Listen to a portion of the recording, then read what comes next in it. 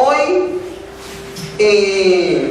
les quiero compartir algo muy especial, algo pero muy importante en la vida del cristiano, en la vida del creyente. Esta semana que estuve orando, el Señor lo colocó en mi corazón y pues he estado estudiándolo, meditándolo y quiero traer esa palabra para que usted la atesore en su corazón y la ponga en práctica. O sea, no es solamente ser oidores, sino hacedores de la palabra. O sea, oidor, ¿cuál es? El que escucha. Usted escucha y ya está. Pero el oidor y el hacedor es el que escucha y practica. Entonces, lo que vamos a estudiar hoy, lo que vamos a ver hoy, espero que usted lo ponga en práctica y esto es todos los días de su vida. Amén. Entonces, quiero darle una pequeña introducción diciéndole que cada día que pasa, nosotros vemos a nuestro alrededor cómo la juventud se está perdiendo, cómo los hogares están siendo destruidos, divorcios, hogares rotos. Estamos viendo tanto libertinaje. Usted puede ver cómo hoy en día hay tanto libertinaje. Lo que se ve hoy en día no se veía cuando yo tenía 12, 13 años. Hoy en día ya las señoritas ya no son señoritas, porque ya a los 11 años, ya a los 12 años han perdido la virginidad. Y igual los chicos, y así sucesivamente, hay mucho libertinaje. Entonces lo que estamos viendo todos los días, vemos, mire usted nomás las noticias, mire usted por internet todo lo que está pasando, guerra, rumores de guerra, todo eso, hijos que se están levantando contra los padres, padres que están matando a sus hijos y viceversa.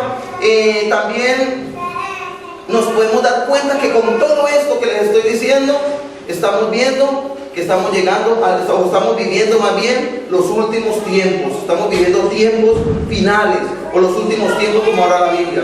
Pero el creyente, eso es para usted y para mí, el creyente que se ha apartado del mundo, o sea, del pecado, y ha decidido seguir a Cristo, y ha decidido aceptar a Cristo como Señor y Salvador, y tomar la palabra de Dios como la guía de su vida, ese cristiano o ese creyente empieza a vivir una guerra constante. Allí se marca la diferencia. Antes siendo del mundo, ahora siendo seguidor de Cristo empieza a vivir una guerra. Pero esta guerra no es una guerra física. El apóstol Pablo bien lo explicó en Efesios 6:10, que no era contra carne y sangre, o sea, no es contra nuestro hermano ni nuestro familiar. Es una guerra espiritual. Es una guerra contra demonios, es una guerra contra potestades, huestes espirituales de maldad y gobernadores de las tinieblas. Pero la pregunta sería para nosotros, como soldados que somos, ¿tendremos puesta nuestra armadura? Cuando nosotros aceptamos a Cristo y decidimos seguir a Cristo, nosotros pasamos a ser parte del ejército de Dios. Dios viene siendo nuestro general o nuestro comandante. Nosotros vamos a ser soldados. Pero en Colombia hay unos que llaman los soldados rasos o los soldados que están preparados. ¿Qué clase de soldado eres? ¿O será un soldado que anda solamente de civil? Ese sí, vea, tuki papá, porque y lo cogen por ahí mal parqueado, le dan de baja. Entonces, ¿qué clase de soldado estamos siendo nosotros? Dios a través de su palabra nos ha entregado una armadura para el soldado, para un buen soldado. Y un buen soldado tiene que tener puesta su armadura todos los días. Un soldado no va a la guerra y deja la armadura en la casa, ¿sí o no? Un soldado se pone su armadura y va a la guerra. Entonces yo le traigo hoy buenas noticias. Dios ha diseñado una armadura para todos los soldados que estén dispuestos a ir a la guerra y ser vencedores en batalla. Dígale que está a su lado, ¿qué estás esperando para colocarte tu armadura? Ya la tengo puesta. ¿Qué estás esperando para colocarte tu armadura? Amén. Entonces ahorita sí abra su Biblia conmigo en Efesios capítulo 6. Efesios capítulo 6, versículo 13 al 18. Efesios está después del libro de Gálatas.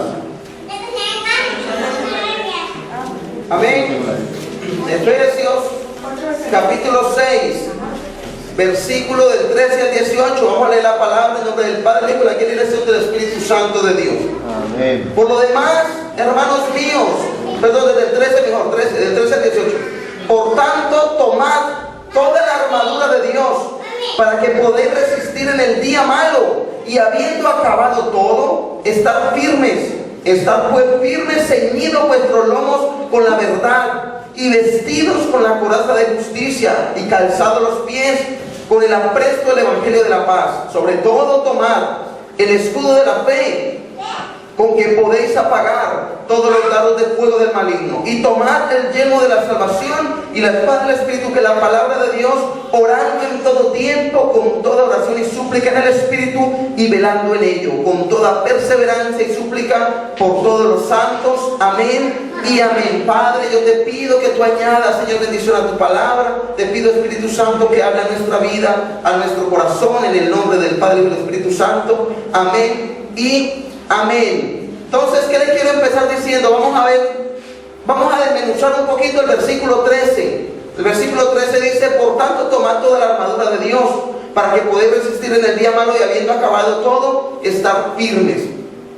Ya tenemos que tener algo en cuenta, tener algo claro, y tenerlo en cuenta es que el apóstol Pablo estaba preso en Roma. Entonces a él lo tenían que vigilar de día y de noche. O sea, los soldados cambiarían de turno. Entonces él, claro, él todo el tiempo estaba viendo soldados, a pesar de que estaba preso, todo el tiempo estaba viendo soldados. Entonces en cierta ocasión él se puso a ver un soldado, se lo puso a ver el soldado, y lo puso a analizar, y de pronto el Espíritu Santo en ese momento lo ha inspirado para él como ver esa armadura. Ahí tenemos la imagen de un soldado romano, pero él poder ver cómo toda esta armadura podía representar también una armadura espiritual, porque el ser humano o el hombre, hablando de hombre y mujer, si vamos al campo de batalla desnudos o sin una armadura, vamos a ser destruidos. Entonces allí vamos a decir algo. Allí no tenemos tres órdenes en el versículo 13. Tenemos la primera orden, que es tomar toda la armadura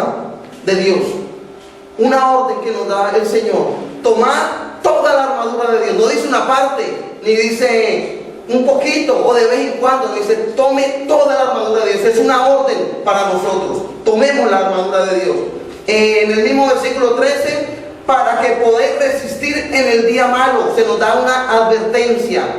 Dios nos está advirtiendo: tome la armadura de Dios, nos da la orden, nos advierte para que podáis resistir en el día malo.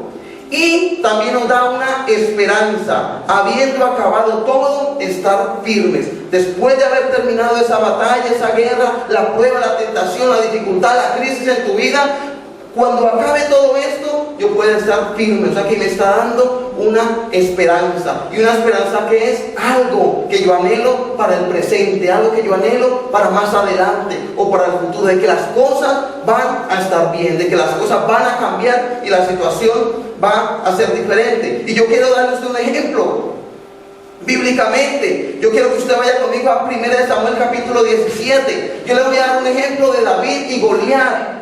Cuando David y Goliat, ese puede ser uno de los mejores ejemplos para que nosotros lo tomemos en esta hora de la tarde. Pero de todas maneras no me voy a descuidar a Efesios capítulo 6 versículo 13.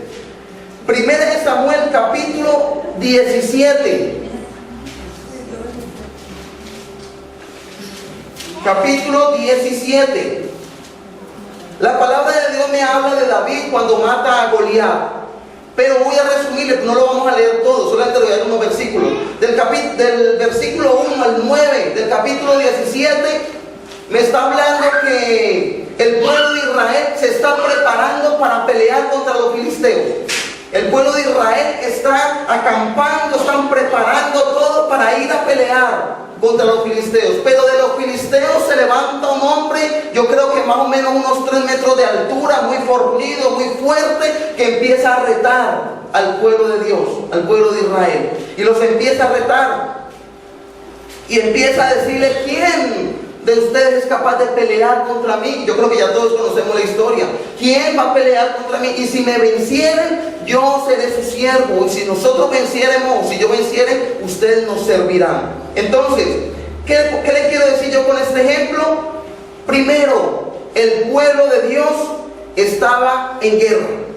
El pueblo de Dios estaba en guerra. Y en el versículo 13, ahí de Efesios, que estamos viendo que cuando se acerque el día malo, Para ese momento el pueblo de Dios estaba el día malo, estaba difícil, porque nadie fue capaz de decir, venga, yo me voy y me enfrento con usted. O sea que ellos están atravesando una guerra que estaba bien difícil vencer a ese enemigo. Pero ¿qué quiere decir eso? ¿Qué quiere decir en nuestra vida el día malo? El día malo para nosotros representa cuando hay muchas tentaciones. Eso para nosotros es un día malo. Cuando estamos siendo tentados por todo lado. Cuando hay pruebas, ¡ay, qué difícil son las pruebas cuando las estamos atravesando! Eso es el día malo. Cuando no nos alcanza el dinero para el alquiler, para la comida, para el vestido, para mandar al país o para sostener nuestro gasto. Cuando estamos pasando una prueba porque el novio nos dejó, la novia, o no me habla, o me eliminaron del Facebook, o me bloquearon. Eso sí es una prueba bien difícil para los jóvenes, ¿sí o no? ¿Qué cosa tan difícil? Entonces, esa prueba nosotros empezamos a atravesarla y estamos viviendo el día malo. Otro día malo también, ¿sabe cuál es? Cuando atravesamos una crisis espiritual. Tengo pereza de orar, no me fluyen las palabras. Yo empiezo a leer la Biblia y se me pesan los ojos, me duermo. Empiezo a orar y me voy quedando dormido y me sigo soñando con otra cosa. ¿Sí o no? Es una crisis espiritual. Y también podemos decir que el día malo es cuando Satanás parece atacarnos con más furia. ¿Usted no le ha pasado? Cuando escucha por ahí dice, uy, se me levantó el viejo Satan, hermano, está bravo conmigo. ¿Por qué? Porque las cosas no nos salen bien. O sea, todas las cosas nos salen mal. O sea, que el diablo se nos está levantando. Y muchos cristianos pues dicen, no, hermano, el diablo me levanta a todo momento. Y a la final no mantiene viviendo con el diablo en la casa, porque todas las cosas le salen mal. Entonces, ¿qué más podemos decir de David y Goliat? Que Goliat acechaba el pueblo de Dios por la mañana y por la tarde. Usted lo va a ver en el versículo 16. Vaya un momentico ahí mismo en el capítulo 17, versículo 16. Entonces venía pues aquel filisteo por la mañana y por la tarde, y así lo hizo durante 40 días. Él venía a atormentarlos día y tarde, en todo momento. Pero en nuestra vida, ¿qué quiere decir eso?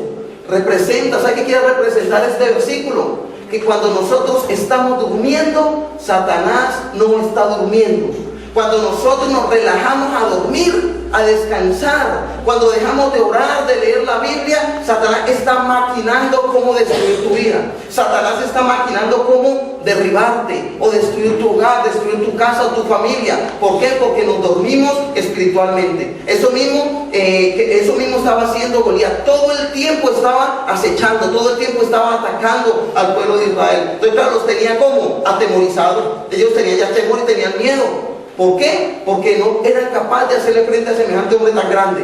Y para terminar este ejemplo, también quiero decirle que hubo solamente un hombre que le hizo frente. David le hizo frente al gigante. ¿Cómo? Resistiendo. ¿Qué nos dice Efesios capítulo 6? Vuelvo otra vez al versículo 13, pero no descuide ahí 1 Samuel. Efesios, vaya rápido a Efesios. Efesios capítulo 6. Lea lo que le encontró en Efesios 6:13. Tomad la armadura de Dios para que podáis resistir en el día malo y habiendo acabado todo, estar firmes. Amén. Para que podáis resistir. Entonces, en el ejemplo que le estoy dando de David y Goliat, David resistió a Goliat. Usted lo va a ver en el versículo 45 al 47. Entonces dijo David al filisteo: tú vienes a mí con espada y lanza y jabalina, mas yo vengo a ti en el nombre de Jehová de los ejércitos, el Dios de los escuadrones de Israel, a quien tú has provocado. Jehová te entregará hoy en mi mano, y yo te venceré y te cortaré la cabeza, y te daré hoy los cuerpos de los filisteos a las aves del cielo y a las bestias de la tierra, y toda la tierra sabrá que hay Dios en Israel. Y sabrá toda esta congregación que Jehová nos salva con espada y con lanza, porque de Jehová es la batalla, y Él los entregará en nuestras manos. ¿Qué hizo David? Resistió a Goliat. O sea, él no le comió de ninguna. Él empezó a escucharlo, y yo creo que él empezó a hervir la sangre, las orejitas se le colocaron calientes, y él dijo: ¿cómo este sinvergüenza va a venir a ofender al pueblo de Israel? O sea, que lo que hizo fue resistirle. Pero ¿qué quiere decir la palabra resistir? ¿Qué quiere decir la palabra resistir? La palabra de resistir en griego quiere decir ponerse enfrente. Resistir quiere decir ponerse enfrente. Él se pone enfrente de su enemigo para resistirlo, para enfrentarlo, para encararlo. Eso quiere decir la palabra resistir. Entonces, también ahí nos habla en Efesios capítulo 6, versículo 13, estar firmes. Estar firme, después de haber pasado todo eso, estar firme, después de yo haber vencido esa batalla, esa prueba, esa dificultad, yo no me puedo dormir, yo no puedo desfallecer, yo tengo que quedarme firme. Y estar firme, ¿qué es? En la palabra en griego quiere decir permanecer quieto o mantenerse en pie. Tengo que mantenerme en pie porque la lucha continúa. Quizás pasé esta primera lucha, quizás pasé esta primera guerra, quizás pasé esta primera batalla, pero tengo que seguir el camino firme, tengo que seguir el camino parado en la brecha, porque si no, el enemigo me va a destruir y mi vida será destruida. Amén. El versículo 3 dice, y habiendo acabado todo, estar firme. Entonces aquí le voy a dar unos puntos. Primer punto, el cristiano vencedor, óigame bien, el cristiano vencedor nunca baja la guardia, porque en el momento menos esperado el enemigo vuelve a atacarte. Quizás tú me puedes decir, yo pasé la primera prueba y fui vencedor. Quizás yo estaba orando por esa hipoteca, pero Dios me dio la victoria. Y el dinero apareció de la nada. Y yo pude cancelar mi hipoteca o mi deuda, o mi situación cambió. ¿Sí o no? Usted lo puede decir. Me lo puede decir a mí. Pero si usted se duerme, si usted baja la guardia, el enemigo te va a atacar por otro lado. El enemigo va a esperar el momento para querer destruirte. ¿Por qué? Porque él no quiere verte avanzar. Él no quiere verte puesto en pie. Él lo único que quiere es que tú caigas. Y ese es el trabajo del diablo. Entonces, el cristiano vencedor nunca va a bajar la guardia. Tiene que mantenerse parado en la brecha. Tiene que mantenerse parado peleando. ¿Por qué? Para esperar en qué momento el enemigo se va a levantar. Tenemos que estar así, con los 4 ojos abiertos. ¿Ustedes saben cuáles son los 4 ojos de nosotros? Los 2 naturales y los 2 espirituales. En la jugada, a ver en qué momento se va a levantar el diablo, en qué momento el enemigo va a venir a atacarnos. Entonces, tenemos que tener eso en cuenta. Segundo, la victoria no está en el haber resistido al diablo una vez, sino permanecer firmes contra cualquier otra agresión. Nosotros no somos vencedores solamente por haberle resistido una vez. Yo me le paré enfrente, yo luché, yo guerré, yo este mes estuve derribando fortaleza en el nombre de Jesús, yo este mes estuve guerreando, haciendo guerra espiritual, me levanté a las 4 o 5 de la mañana, pero ese mes y el otro mes, o un día y los otros días dejó de orar, los otros días dejó de batallar, los otros días dejó de hacer guerra espiritual, se durmió en los laureles. ¿Por qué? Porque el trabajo del diablo es atacar tu vida. El trabajo del enemigo es atacar nuestra vida. Entonces, cuando tú tengas la victoria, sigue velando, sigue firme. ¿Para qué? Para que estés atento en qué momento el enemigo te va a atacar. Amén. Ahora vamos al versículo 14. Ahora sí, póngame la otra imagen. Entonces, esta es la imagen del soldado romano. Ahora yo le quiero mostrar toda la armadura de un cristiano. Vamos a entrar ahorita así, viendo la armadura del cristiano. Vamos al versículo 14. Amén. Dice así: estad pues firmes, ceñidos vuestros lomos con la verdad. La parte A de ese versículo. Ceñidos con el cinturón de la verdad. Nosotros aquí podemos ver el cinturón de la verdad, ¿sí o no? Mira aquí el cinturón del soldado. ¿Pero para qué? ¿Por qué está eso ahí? ¿Por qué? ¿Qué representa eso en nuestra vida? Pues un cinturón, o el cinturón del soldado romano, fajaba con un cinto ancho de cuero que servía para ajustar la túnica que él llevaba puesta y proteger la parte posterior del cuerpo y sostener la vaina que portaba la espada. Amén, y ahí lo podemos ver en la imagen. Eso era lo que representa el cinturón del soldado romano. Pero ahora en los términos espirituales o en nuestra vida espiritual, ¿qué quiere decir? ¿Qué significa el cinturón de la verdad? Verdad representa sinceridad o la integridad con que vive el cristiano. Eso quiere decir el cinturón de la verdad. ¿Cómo está tu vida delante de Dios? ¿Cómo está tu vida delante del mundo, de las personas que te rodean, que te conocen? Quizás te digan, no, ese es cristiano, pero más pajudo, más mentiroso, más charlatán, más cuentero. Ese no se le cree ni lo que reza. Yo que yo lo creo, tengo que verlo rezando y no tampoco le creo. ¿Por qué? Porque no hay sinceridad, no hay verdad. Porque de 10 palabras 9 son mentiras y una es más o menos. ¿Sí o no? O sea, hay mentira en la vida. No hay integridad, no lleva una vida íntegra, no lleva una vida recta delante de Dios. Entonces, aquí el apóstol Pablo quiere decirnos que nosotros tenemos que llevar una vida sincera e íntegra delante de Dios. Por eso dice el cinturón de la verdad, que la palabra que salga de nuestro labio sea verdad. ¿Por qué? Porque Apocalipsis dice que los mentirosos no heredarán el reino de los cielos. Amén. Entonces, significa, punto B, significa la fe. El cinturón de la verdad también significa la fe del creyente en Cristo, quien es la verdad. Cristo es la verdad. Mi fe está puesta en Cristo porque Él es la verdad. Mi fe no está puesta en el Buda, ni en la Virgen del Carmen, ni en la mata de sábila detrás de la puerta. ¿Por qué? Porque eso no es verdad. Eso no es verdad. Pero la Biblia me enseña en Juan capítulo 14, versículo 6. Yo soy, Jesús dijo, yo soy el camino, la verdad y la vida. El único camino que lleva al Padre, la verdad porque lo dejó a través de su palabra, y la vida porque me ha dado a mí vida eterna y vida en abundancia. Amén. Entonces, y la verdad de la palabra de Dios. Juan capítulo 17, versículo 17 dice, vaya un momentico a Juan capítulo 17, 17, para que usted mismo corrobore ahí lo que dice la palabra de Dios. Santifícalos, Juan 17, 17, santifícalos en tu verdad. Tu palabra es verdad. ¿Cuál palabra? La de aquel hombre que te está conquistando, la de aquel hombre que te está endulzando el oído. No, la palabra de Dios es la verdad. No necesito ningún otro libro, ni ningún filósofo, ni ninguno de estos locos que salen por ahí.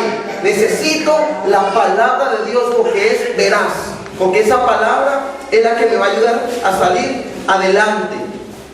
Entonces, en el creyente que le protege contra cualquier mentira o engaño que el diablo intente usar en tu contra. O sea que esta palabra en mí o en ti es la que nos va a proteger contra cualquier mentira o engaño del diablo. La palabra de Dios. ¿Por qué? Porque a través de la palabra es que yo voy a conocer más de Él. A través de la palabra es que yo le voy a conocer más a Dios. Por eso alguien decía que esta palabra es nuestro manual de vida. Como cuando usted compra una lavadora, un televisor, un DVD, o lo que usted compre le viene con un manual de instrucciones, ¿sí o no? Eso mismo es la palabra de Dios.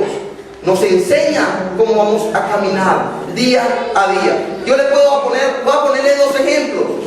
El primer ejemplo, cuando nosotros no estamos basados en la palabra de Dios, mire lo que pasa. Cuando nosotros nos ponemos a ponerle cuidado, a escuchar por ahí cualquier loco que sale con doctrinas raras, mire lo que pasa. Uno, José Luis de Jesús Miranda, un puertorriqueño, se proclamó Jesucristo hombre. Él dijo, yo soy Jesucristo hombre aquí en la tierra, y la gente le creyó. Y vaya usted, búsquelo por internet, tiene cualquier cantidad de seguidores en el mundo entero. Radio, televisión, internet. Vive como un pachá, vive como un rey. ¿A costilla de quién? De un grupo de personas que creen que Él es Jesucristo hombre. Pero ¿por qué pasa esto? Porque no estamos con la verdad, que es la palabra de Dios. Él toma 1, 2 o 3 versículos de la Biblia y los acomoda a su amaño, y él dice que él ya venció el pecado hace más de 2000 años, pero que ahora El pecado no tiene que hacer nada en nosotros. Podemos pecar tranquilamente. Eso dice él, son las enseñanzas de él. Podemos pecar tranquilamente porque yo, dice él, saca pecho, yo ya lo vencí hace 2000 años. Y si ustedes tienen a Jesucristo aquí en la tierra, pues pueden estar ustedes felices y tranquilos. Y la gente, amén, aleluya.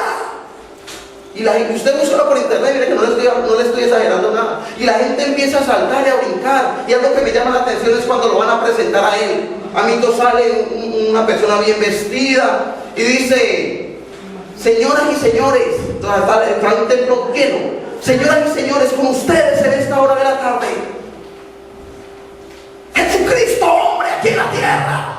Y todo el mundo empieza a saltar, a brincar, aplaude. Y a mí todo él va saliendo y toma el micrófono y se ríe y lo bendice y aleluya y todo el cuento. Y la gente feliz. Eso es lo que hace un loco por ahí que sale para engañar a aquellos que no están fundamentados en la palabra de Dios. Cuando no estamos fundamentados en la palabra, cualquiera me viene a decir una cosa rara. ¿Y yo qué hago? Si no conozco la palabra, yo tengo que creerla, ¿sí o no? Si por ejemplo viene un hombre donde usted, donde las mujeres, y le dice: mire, vea, yo le prometo el cielo, la luna, las estrellas, mi amor, y yo se lo bajo aquí en la planta de los pies. ¿Y usted qué hace? También no le creyó. Ay, este es capaz de hacer todo eso. Uy, no, este es el que yo necesito. ¿Sí o no? ¿Por qué? Porque no le conoce. Porque te comió un de cuento nomás. ¿Sí o no? Ese por un lado. Y le voy a contar otro. Este está reciente, este yo apenas lo vi hace 2 días en la tele. Una mujer que se llama Luz Amparo Cuevas, en Madrid, en el Escorial. Se hace llamar una vidente. Bueno, se hace llamar porque ya murió. Se hace llamar una vidente. Dice que se le apareció la Virgen. Se le apareció la Virgen a esta mujer. Y una mujer humilde, de una mujer de ama de llaves o empleada de hogar, de un barrio muy pobre. Y en cierta ocasión tuvo lo que le llaman los estigmas, que empiezan a botar sangre y todo ese cuento. Entonces el jefe allí le tomó una foto, el otro le tomó otra foto. Y de allí en adelante la gente empezó a creer que ella podía ver la Virgen.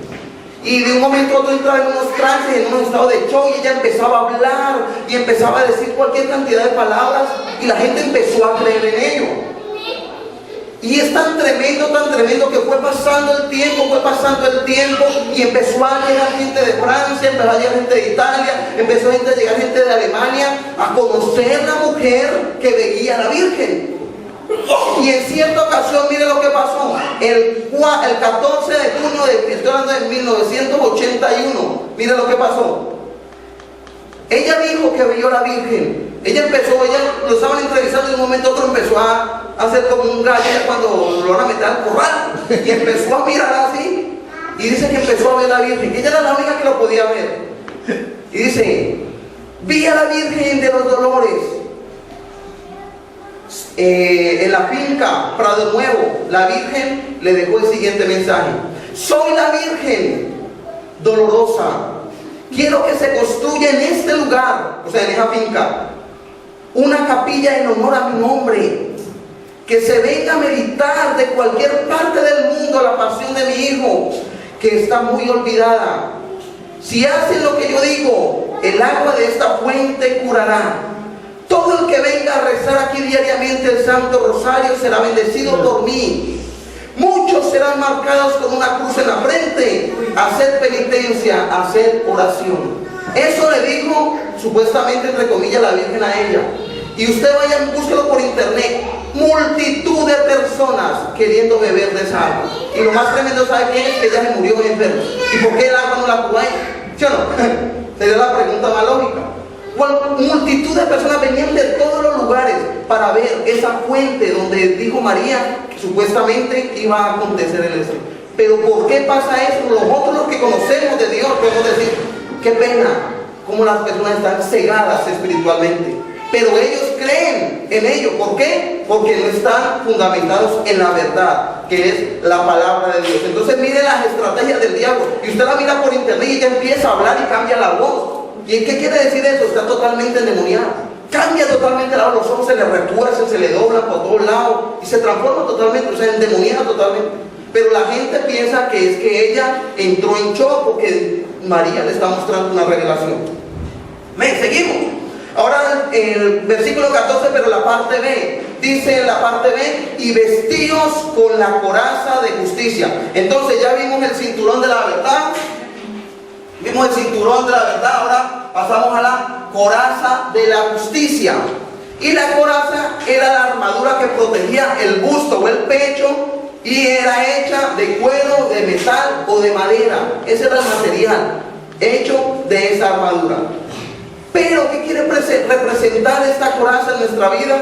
La coraza es la justicia de Dios en Cristo Jesús, que protege al cristiano al haberlo justificado de sus pecados. Ya no hay ninguna condenación contra él. ¿Qué es lo que le pasa al cristiano? Que Satanás día a día te está señalando. Que el diablo día a día te está señalando. Tú eres un pecador sin vergüenza. Tú no eres merecedor de nada. Tú no eres merecedor de ninguna bendición. Tú lo único que necesitas es la quinta paila en el infierno. Entonces el cristiano, ¿cómo vive? Triste, deprimido, angustiado. Y viene donde el pastor, yo me voy para el infierno. ¿Por qué? Porque es que todo el tiempo estoy pensando en ello. ¿Por qué? Porque esa es la táctica del diablo: señalarte, acusarte de que tú eres un pecador, una pecadora. Pero le tengo buenas noticias para usted. Romanos capítulo 8, versículo 1. Vamos a ver qué dice la Biblia en el libro de Romanos capítulo 8, versículo 1.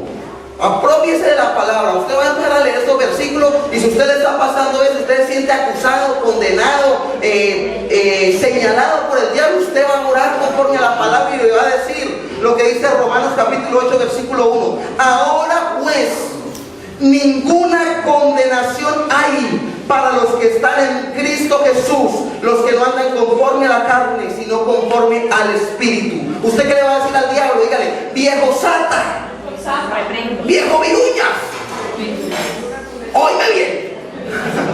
Ninguna condenación hay para los que están en Cristo Jesús. Yo no soy condenado, yo soy salvo, porque la Biblia me lo dice, ¿cierto?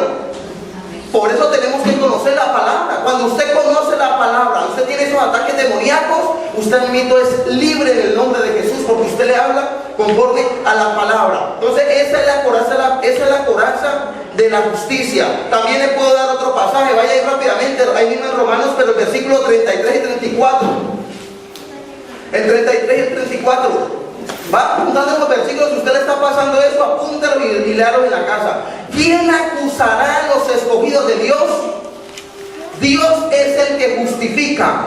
¿Quién es el que condenará? Cristo es el que murió, más aún el que también resucitó, y el que además está a la diestra de Dios, el que también intercede por nosotros. O sea que nadie tiene por qué señalarnos, nadie tiene por qué juzgarnos. ¿Por qué? Porque Cristo por eso dio su vida por ti y por mí. Amén. Cuando venga el calumniador con sus acusaciones, la coraza de justicia es la defensa del creyente. La coraza de la justicia es la que nos va a defender. ¿Por qué? Porque la coraza de la justicia está cubriendo las partes más débiles del creyente. ¿Y cuáles son las partes más débiles? Tu corazón. Está cubriendo tu corazón. El enemigo viene a señalarte, él viene a acusarte, él viene a maltratarte, pero la coraza de la justicia es la que viene a cubrir mi corazón, mi vida. Usted puede ver en Romanos ahí mismo, pero en el capítulo 3, versículo 24. Romanos 3:24, la palabra de Dios dice: siendo justificado gratuitamente por su gracia mediante la redención que es en Cristo Jesús. Y ahí mismo en el 5, versículo 1, justificados pues por la fe, tenemos paz para con Dios por medio de nuestro Señor Jesucristo. Entonces, eso es lo que hace la coraza de la justicia. La justicia de Dios como una coraza cubre y protege las áreas vitales de la vida espiritual del creyente. Cubre tu alma, cubre tu corazón. En nuestra alma es donde el enemigo maltrata tus sentimientos, tus emociones, tus deseos. Eso es lo que quiere el enemigo. Pero cuando tú estás cubierto con la coraza de la justicia, con la coraza de la fe, entonces nada tocará ahí, nada te podrá tocar. ¿Por qué? Porque estamos cubiertos, estamos cubiertos. Por eso usted tiene que ponérsela todos los días. Yo no sé cuánto se la pone, y la pone de vez en cuando cuando viene a la iglesia, entonces por eso usted mantiene maltratado. Usted todos los días cuando se levante, cuando se acueste, Señor, yo tomo la armadura de Dios, yo me la prendo, si no, usted le saca una foto y la pega a ver cómo es que la movida aquí. A ver cuál es que es la coraza, la de los pies o la de la cabeza, pero yo tengo que aprendérmela. ¿Ah? A nosotros, imagínense, yo le estoy hablando esto a mí me lo enseñaron hace más de 15 años.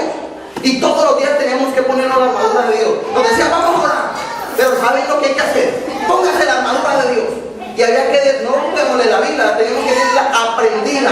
Y empezamos, Señor, en el nombre de Jesús, tomo la coraza de la justicia, tomo el yelmo de la salvación, tomo, Señor, el cinturón de la verdad. Había que decirlo. ¿Por qué? Porque nos estamos revistiendo. Cuando usted vaya a la guerra, cuando usted se meta a pelear con el diablo, usted no le vaya a decir, vea, aquí estoy, máteme. Usted a mí ¿qué va a hacer? Señor, voy pero revestido con la coraza de la justicia, con el cinturón de la verdad y con la espada del Espíritu. Y allí usted es vencedor en batalla. Amén. Seguimos, versículo 15. Y calzado los pies con el apresto del Evangelio de la paz. Calzado los pies con el apresto del Evangelio de la paz. Los soldados, aquí lo vemos, por aquí está, en las sandalias. Los soldados romanos generalmente llevaban puestas sandalias con suelas de cuero grueso y correas que se amarraban alrededor de los tobillos. Estas facilitaban el movimiento rápido y la habilidad, o sea, para poder correr rápidamente o poderse desplegar rápidamente. Pero ¿qué quiere decir eso en la vida del creyente? El calzado del creyente, la preparación para proclamar el Evangelio de la paz.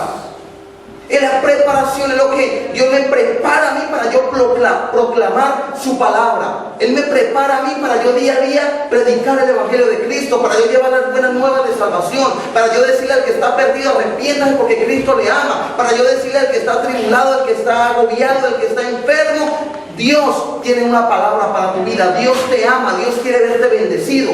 Eso es lo que nosotros tenemos que hacer. Entonces tenemos que correr a donde está el necesitado. Tenemos que movernos donde hay la necesidad para predicar de Cristo. Ese es el calzado del Evangelio de la paz. Los cristianos tienen que estar preparados con el Evangelio de la paz y prestos para anunciarlo. Esa palabra tiene que estar diaria en nuestra boca para nosotros proclamarla, para nosotros anunciarla. ¿Cuántos días nos pasan? ¿Y usted cuántos días pasan? La semana tiene 7 días, el mes tiene 30 días o 31. ¿Cuántas veces predicamos de Cristo? ¿Cierto? Y usted no me puede decir, no, pues que no he visto a nadie por ahí atravesarse en el camino. Si todos los santos días vemos personas, ¿cierto? Eso es lo que quiere hacer el calzado del apresto del Evangelio de la paz, que nosotros donde quiera que caminemos, por donde quiera que nos movamos, hablemos de Cristo, hablemos del Señor. La paz interior que viene de conocer a Cristo y estar reconciliados con Dios, produce en los creyentes, préstale ojo, el deseo de llevarlo a los que no lo tienen. ¿Qué es lo que venimos a buscar? ¿Usted viene a buscar dinero? ¿Fama? ¿Sí o no? ¿Qué venimos a buscar de Dios? La paz interior, ¿sí o no? O sea, todos venimos a buscar algo. Paz en nuestro corazón. ¿Por qué? Porque no podemos dormir, porque la pasamos mal, porque la mente la tenemos retorcida, porque solo mantenemos malos pensamientos, porque solamente queremos hacer lo malo, no tenemos paz ni tranquilidad. En Colombia quieren buscar la paz, solamente se sientan a tomarse un café y piensan que así van a encontrar la paz. La única manera de buscar y de encontrar la paz se llama el Jesucristo. Es la única forma de encontrar la paz. Entonces cuando usted encuentra esa paz, ¿usted qué hace? ¿Usted la guarda para usted solo? ¿Usted qué hace? Anito quiere compartirlo a los demás. Mire, yo estaba en esta situación, conocí a Cristo como Señor y Salvador y me siento con una paz y una tranquilidad que parece una pluma. ¿Por qué? Porque usted ya no se siente cargado, ni cansado, ni atribulado. Usted se siente libre. ¿Amén o no amén? Amén. Entonces, Isaías 52:7. Cuán hermosos son sobre los montes los pies del que trae alegres nuevas, del que anuncia la paz, del que trae nuevas del bien, del que publica salvación, del que dice a Sión, tu Dios reina. Anunciemos el Evangelio de la paz. Anunciemos lo que tú y yo estamos experimentando con Dios. La paz y la tranquilidad que Dios te da, nada te lo da. En Juan capítulo 14, 27 Jesús dijo: mi paz os dejo, mi paz os doy, no como el mundo la da. Si en el mundo encontráramos la paz, la iglesia estuviera vacía, ¿sí o no? Porque usted diría: no, yo en la fiesta yo encuentro la paz, yo en la droga encuentro la paz, yo en el chisme me gozo en la paz, el chisme, aleluya, y todo el cuento, ¿sí o no? Pero no lo encontramos. Lo único que nos trae el mundo son problemas, dificultades, tribulaciones y angustia. Por eso venimos aquí a buscar de Dios. Amén. Seguimos ya para terminar. Tomando el escudo de la fe. El escudo de la fe, ¿dónde está el escudo? Aquí, vale aquí. El escudo de la fe, mire qué grande. ¿Y para qué tenían ese escudo? El escudo de la fe. El escudo era generalmente hecho de madera, cubierto de cuero. Era grande y liviano para maniobrarlo fácilmente. Y servía para interceptar y apagar los dardos cubiertos de una sustancia inflamable y evitar ser alcanzado por ellos. Para eso era eso. Si ustedes han visto las películas o la historia, los romanos ya que tiraban la flecha, iban con fuego, ¿no? Y caían ahí, pina, mi no era este, venga aquí, venga, y todo el cuento, ¿sí o no? ¿Era para qué? Para ellos poder proteger su vida. Por eso proteger, pero tenía que ser grande. Pero en lo espiritual, miren lo que dice la Biblia. El escudo de la fe para apagar los dardos del fuego del maligno. O sea que el diablo te tira dardos de fuego. ¿Y usted dónde está su escudo? No lo deje en la casa. Y por eso llega maltratado, por eso llega llorando, por eso llega renegando, quejándose. Me quiero ir con los de los católicos porque voy a estar muy bueno. O no quiero volver, o me quiero volver testigo de Jehová, o me quiero volver de cualquier otra cosa. ¿Por qué? Porque el enemigo te ha atacado y tú has estado sin escudo, tú has estado descubierto. Y fe, en griego, quiere decir creer, confiar o estar seguro. Eso es la fe. Pero yo tengo que usar el escudo de la fe. ¿Sabe para qué? Para que cuando el creyente esté en una batalla y el enemigo comience a atacarlo con armas destructivas, yo pueda tener mi escudo de la fe. El enemigo te va a atacar para destruirte. El enemigo no lo viene usted a consentir. ¿Quién es el único que nos consiente? Se llama Dios. El único que te ama, que te abraza, que te consiente, te consuela. Cuando estás atribulado, triste, llorando y todo el cuento, tú sientes el consuelo de Dios. Pero el enemigo viene a atacarte por donde más te duele. Por un hijo, una enfermedad, por la finanza, o cuando le tocan el bolsillo, usted mismo pega un alarido, ¿sí o no? ¡Ay, me quedé sin trabajo, Dios mío bendito! Ahí es donde el enemigo tira para destruirte. O sea, él te da pero sin compasión. Y así todo, y nosotros estamos dormidos. Nos dormimos en los laureles, como dicen en Colombia. Nos quedamos dormidos nosotros. ¿Por qué? Porque no usamos nuestras armas espirituales para poder enfrentar al enemigo. El escudo de la fe también es nuestra confianza absoluta en Cristo. Mi confianza es absoluta en Él. Está puesta en Él. Mi confianza solamente es Él. No es las cartas, no es el tarot, no es el horóscopo. Ay, yo voy a levantarme temprano a ver lo que me dice el horóscopo, a ver si este año me caso o no, a ver si este año consigo plata o no. Mi confianza no está puesta en el billete de la primitiva, ni del voto millonario, ni del baloto, o las loterías que juegan aquí. No está puesta mi confianza en ello. Mi confianza está puesta en Cristo, en que Él me va a bendecir, en que Él me va a prosperar, en que Él me va a sanar, en que Él me va a liberar. Porque esa es mi confianza, esa es mi fe, en que está puesta en Dios. Y la fe es una arma de defensa y protección para el creyente, y es un requerimiento para todos los que son cristianos. Usted puede verlo en Hebreos capítulo 11, versículo 1, la fe, la certeza de lo que se ve, la convicción de lo que no se ve, o en el versículo 6 de Hebreos capítulo 11, versículo 6, que dice que sin fe es imposible agradar a Dios. Usted necesita tomar la fe. Y en el versículo 17 también en la parte dice: tomar también el yelmo de la salvación. Ahora vamos para el yelmo de la salvación. ¿Quién sabe qué es el yelmo de la salvación? Claro, aquí. El yelmo de la salvación quiere decir un casco que protegía al soldado romano. Y el versículo 17 termina diciendo: y la espada del Espíritu, que es la palabra de Dios. Entonces, el casco protege la cabeza, porque una cabeza descubierta de un soldado es vulnerable a los golpes que le propina el enemigo. Si usted anda sin su casco, el enemigo fácilmente le da en la tusta, le da en la cabeza. Pero Pablo le está hablando a los creyentes para que no dejen que el diablo le ponga dudas. ¿Por qué necesitamos este casco? ¿Sabe por qué?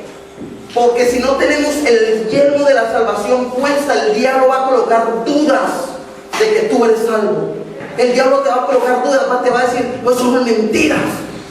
Esas son mentiras, que si tú te mueres te vas a salvar. Tú te vas derechito para el infierno, acá a gozarte conmigo.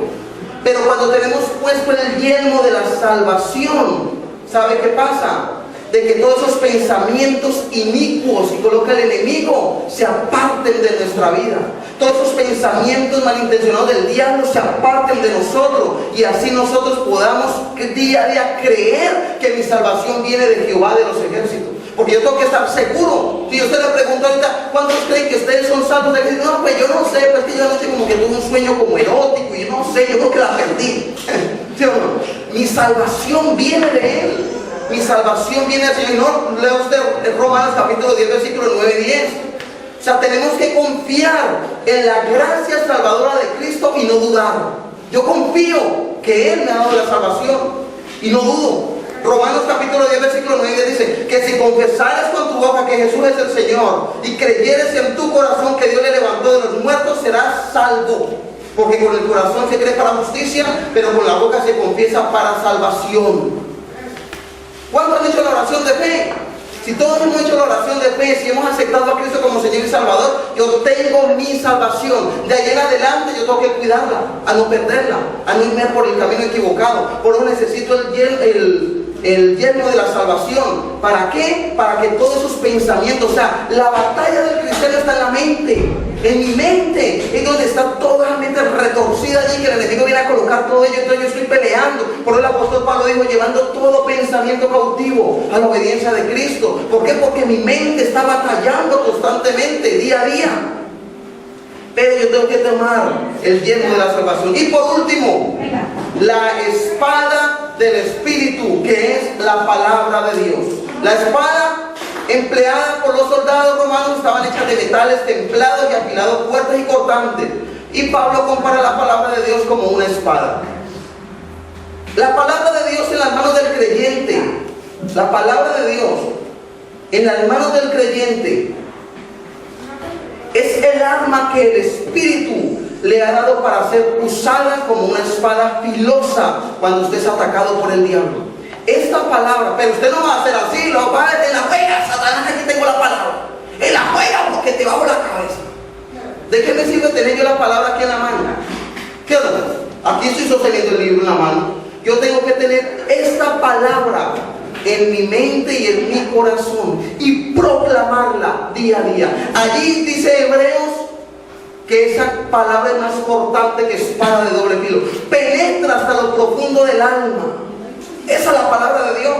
O sea, esa palabra es la que yo tengo que usar. Y yo le puedo dar el ejemplo más claro. Mateo capítulo 4, versículo 1 al 11. Jesús 3 veces le dijo a Satanás. Jesús le dijo, escrito está. Satanás, escrito está. ¿Y sabe qué hizo Satanás? Salió corriendo, salió huyendo. Dice que el mito se apartó de él. Mateo capítulo 4, versículo 1 al 11. Entonces la Biblia es la única arma ofensiva. La mayoría de implementos que estamos viendo son de defensa, pero esta palabra es la única. La espada es la única ofensiva. ¿Para qué la necesitamos? El cristiano la necesita la iglesia para hacer correr a Satanás y a sus demonios. Y es necesario que el cristiano conozca la palabra de Dios para que pueda atacar al enemigo cuando llegue el día malo. Y ya sabemos cuál es el día malo. Pero si tú no conoces la palabra de Dios, ¿cómo le vas a enfrentar? ¿Cómo le vas a enfrentar? Si tú estás pasando tribulación, una angustia, una prueba, una dificultad, ¿cómo le vas a enfrentar? Si se te levantó una enfermedad, ¿qué le vas a decir? Tú, amito, si la conoces, estás enfermo, amito, conoce la palabra y dice, Satanás, óyeme bien, préstame bien atención a lo que te voy a decir, porque ahora mismo estoy sacando mi espada. Y usted le mete así todo el cuento y usted se pone y rabacanta y habla en lengua y aleluya, gloria a Dios, y le dice, escrito está, Isaías 53, porque por la llaga de Cristo he sido sanado y ahora te vas enfermedad de mi vida. ¿Qué estoy haciendo? Estoy peleando con mi espada en la mano. Pero si usted le dice, Satanás, vete, uy, fuera. ¿Qué va a hacer? Se le va a reír en la cara. Se le va a reír en la cara. Él dice, pobre tonto, pobre tonta. No sabe ni dónde está parado. Y por eso es que vive el cristiano como vive. ¿Por qué? Porque no usamos la espada del Espíritu, que es la palabra de Dios. Y por último, versículo 18, aquí están las claves para usted poder ponerlas en práctica. Dice el versículo 18, 1, orando en todo tiempo. Orando en todo tiempo, ¿por qué? Porque el soldado, por muy equipado, muy guapo, muy guapa que esté, y muy entrenado que esté, si no se mantiene en un contacto con el comandante, no va a poder luchar bien. Un ejemplo, vamos a hablar de Colombia, donde hay tanta guerrilla y soldados por todos lados. Los soldados empiezan a meterse en la selva, pero ellos están aquí, acá, por aquí, omega, y aleluya, y gloria a Dios, y todo el cuento. Y ellos empiezan a hablar, y entonces el comandante empieza por aquí, por acá, pim, pam, y todo el tiempo están hablando, y todo el tiempo están, vamos a hacer la emboscada por aquí, nos metemos por el norte, por el sur, el oriente, el occidente, y subimos y bajamos, y todo el cuento, ¿sí o no? ¿Pero por qué? Porque tienen una comunión, una comunicación. Pero si el soldado se va solo para allá, o un batallón se va solo, ¿qué va a pasar? No saben ni dónde están parados, y lo van con la guerrilla, y vean, tuki tuki lulú, ¿sí o no? Entonces, cuando nosotros usamos la oración teniendo una comunión directa, a través de la oración mejor, a través de la oración de una comunión con nuestro comandante, con nuestro general, que Dios, usted y yo vamos venciendo, usted y yo vamos siendo vencedores en batalla, usted y yo vamos de triunfo en triunfo, de victoria en victoria y de poder en poder. O sea que la oración es el medio de comunicación del cristiano con su comandante, que es Dios. Eso grábeselo en su mente y su corazón. Si usted no ora, ¿usted sabe qué le pasa al cristiano que no ora? El diablo se lo devora. Usted tiene que orar de vez en cuando, todos los días de su vida, hasta que se muera o hasta que Cristo venga, una de dos. Pero usted tiene que orar todos los días, usted tiene que tener una comunión todos los días, todo el tiempo, todo momento, así esté en el baño, se esté bañando, esté haciendo las otras cosas, lo que esté haciendo. Señor, aquí estoy, gracias Señor por esa comidita, se va para el retiro, Señor, pero gloria a Dios. Esto está en una comunión con Dios todo el tiempo. Y también en todo tiempo en el Espíritu. El versículo, el pasaje bíblico me dice orando en todo tiempo en el Espíritu. Y orando en el Espíritu significa constantemente y en cualquier momento con la ayuda del Espíritu Santo. Porque el Espíritu Santo es el que intercede por nosotros con gemidos indecibles y nos enseña qué pedirle a Dios. Romanos capítulo 8, versículo 26 está. Entonces, con la ayuda del Espíritu Santo yo puedo tener todo el tiempo una comunión con Dios. Y yo voy a fluir, y yo no sé cuándo le ha pasado, usted puede estar pensando, está muy relajado, y usted empieza a fluir una canción dentro de usted empieza a hablarse en la mente, ay Señor, yo aleluya, y le salen hasta las lágrimas. ¿Por qué? Porque todo el tiempo se está orando con el Señor. O sea, el Espíritu Santo está allí y lo mostra. Bueno, ¿qué pasa? Los que levantan a la madrugada, aquí levantes a orar, a clamar, que el Señor quiere escucharte hablar. El Señor está ahí con su oído inclinado para escucharte. Es la obra del Espíritu Santo. Y la parte del versículo 18 dice, velando con toda perseverancia. ¿Qué es velar? Es vigilar. Por eso aquí al final de mes siempre tenemos una vigilia. O sea, una vigilia es quedarnos toda la noche despiertos, pero para hablar, para mirar a ver quién tiene el Facebook con más amigos, o para mirar a ver quién es la más guapa o el más guapo del trabajo, de la cuadra, del barrio, de la casa. Velar y orar todo el tiempo, vigilando, estando despiertos, atentos a ver por dónde nos va a meter el diablo. Por eso es que venimos a una vigilia. El que no sabía, pues eso es que venimos a hacer. O sea, venimos a buscar a Dios en vigilia. Y velar implica mantenerse atento y no descuidarse. Por ejemplo, un pasaje Jesús dice que Él vendrá como ladrón en la noche.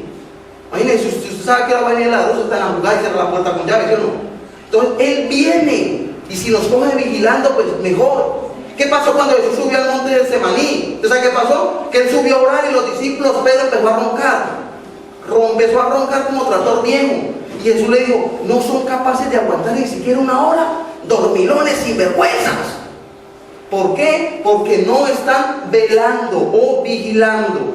Y cuando las cosas van bien, esto sí nos da duro. Cuando las cosas van bien es fácil. descuidar la oración. ¿A cuánto no le ha pasado? Cuando usted tiene un buen empleo, cuando a usted le llegó la primita, como le dicen aquí, las medias pagas. ¡Ay, Señor! Me voy este verano a disfrutarlo. Me llegó 1.000 euros de más. Le llegó el buen sueldo. Y de ñapa le llegó una ayudita extra.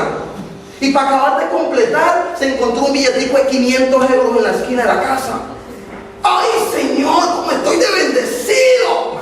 ¿Sí o no? Ahí sí es fácil. Todo está saliendo bien. Entonces empiezo yo a empezar a desmenuzar ese billetico de 500. Es que voy a comprar. Y yo empiezo a pensar, no, Señor, yo necesito, ya ni me acuerdo qué es lo que te voy a comprar. Y descuido la oración por estar pensando en lo que va a comprar, por estar pensando en otras cosas. ¿Por qué? Porque todo te está saliendo bien. No tenías empleo, ahora tienes un buen empleo. Bueno, yo hoy el lunes yo me voy a ir con esta pinta, el martes me pongo la otra. No, ayer yo me quedaba como gorda, pues hoy me pongo mi faja. Y usted por estar pensando en otras cosas, descuidó la oración. ¿Por qué? Porque todo está saliendo bien, ¿sí o no? ¿Miento o no miento? Cuando todo sale bien, descuidamos la oración. Yo no sé por qué, pero eso es real. Pero cuando hay problemas, ay, Señor, todos nos acordamos de orar. Cuando usted lo echan del trabajo, lo primero que hace, Dios mío bendito, ay, Señor, empezamos a buscar de Dios. Cuando las cosas empiezan a salir mal, cuando los hijos se desvían del camino, cuando los hijos son rebeldes, cuando el marido la trató mal, cuando el marido le dijo que tú eres una gorda fea, a mí usted empieza a orar. Señor, ¿qué pasa? Colócale esos embellecimientos, Señor. Empezamos a orar, empezamos a clamarle al Señor. ¿Por qué? Porque necesitamos de Él. Y por último, todos los santos que están ocupando sus puestos fielmente necesitan el apoyo de la oración intercesora. Dice el versículo, orando por todos los santos. ¿Sabe quiénes son los santos? Todos aquellos soldados que están en nuestra misma iglesia, los soldados que están allá afuera, los soldados que están en otra iglesia, en otra nación, en otro país o donde quiera que estén. Esos son los santos. ¿Por qué? Porque ellos necesitan de esa oración intercesora. Ningún soldado puede trabajar solo. ¿Usted dónde ha visto el Ejército Nacional de Colombia? Uno nomás. Esos son una multitud, ¿sí o no? Son bastantes. O el soldado de cualquier lugar. Son bastantes soldados. ¿Por qué? Porque uno solo lo coge la guerrilla y lo acribilla. Mejor dicho, hacen un sancocho de soldados. ¿Sí o no? ¿Por qué? Porque estaríamos solos, estaríamos descubiertos. Entonces, en el ambiente espiritual es lo mismo. El soldado tiene compañeros cercanos, conocidos, otros que no conocen, pero todos se reúnen para cumplir un objetivo. Los soldados de Cristo igual, ustedes no se conocían, empezaron a conocer, y de pronto otros que se conocieron ya mucho y cuando unos terminaron casados.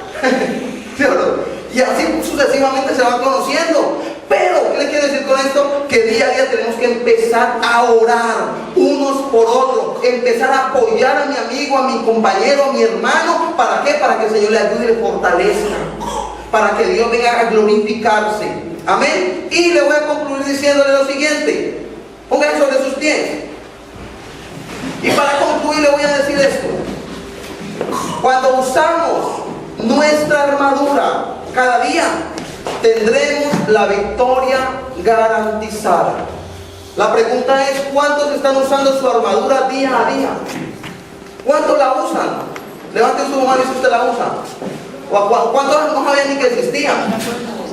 Es más triste. Señor, pues yo sé que está en la Biblia, pero no sé dónde. Cuando usted y yo usamos la armadura, miren todo cómo me la describí una a una.